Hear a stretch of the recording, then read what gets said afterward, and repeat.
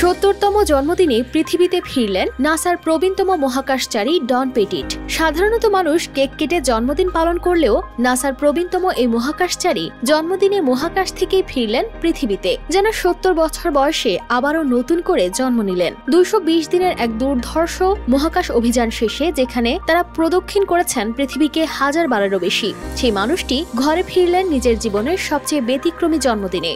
অনেকের কাছে এই বয়স কেবল বিশ্রামের সময়, কিন্তু ডন পেটিট যেন প্রমাণ করলেন বয়স শুধু একটি সংখ্যা, আর জীবনের সবচেয়ে বড় যাত্রার শেষে তার পৃথিবীতে ফেরা হয়ে উঠল এক অনুপ্রেরণার গল্প।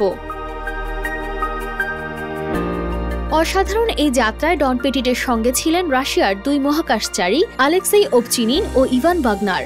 তারা ৩ জন মিলে কাটিয়েছেন মহাকাশে ২২০ দিন। এ সময় তিনি ও তার সহযাত্রীরা পৃথিবী প্রদক্ষিণ করেছেন ৩৫২০ বার। তাদের যাত্রার পরিমাণ দাঁড়িয়েছে সব মিলিয়ে প্রায় ৯,৩৩,০০,০০০ মাইল। এটি ছিল পেটিটের চতুর্থ মহাকাশ যাত্রা। ২৯ বছরের ক্যারিয়ারে তিনি মোট ১.৫ বছরেরও বেশি সময় কাটিয়েছেন পৃথিবীর কক্ষপথে।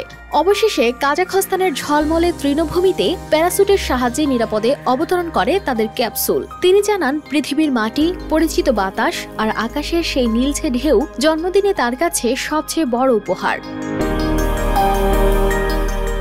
তবে তার এই অভিযান শুধু ঘোরাঘুরির জন্য ছিল না। নাসা জানিয়েছে, এই ৭ মাসে ISS এ থাকাকালীন তারা গবেষণা করেন পানি শোধন প্রযুক্তি, বিভিন্ন পরিবেশে উদ্ভিদ বৃদ্ধির সম্ভাবনা ও মাইক্রোগ্রাভিটিতে আগুনের আচরণ নিয়ে। পেটিট জানান, প্রতিটি মুহূর্ত ছিল শিখতে এবং শেখাতে, আর পৃথিবীর গুরুত্ব নতুন করে অনুভব করার। তবে মজার বিষয় হলো, ডন পেটিট প্রথম মহাকাশে পা রাখেন ২০০২ সালে।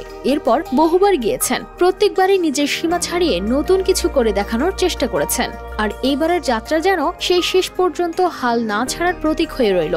তাই বলা যায়, বয়স যতই বাড়ুক না কেন, সাহস আর কল্পনার ডানা মেলে দিলে যে কোনো স্বপ্নই ধরা দেয়। News desk, RTV।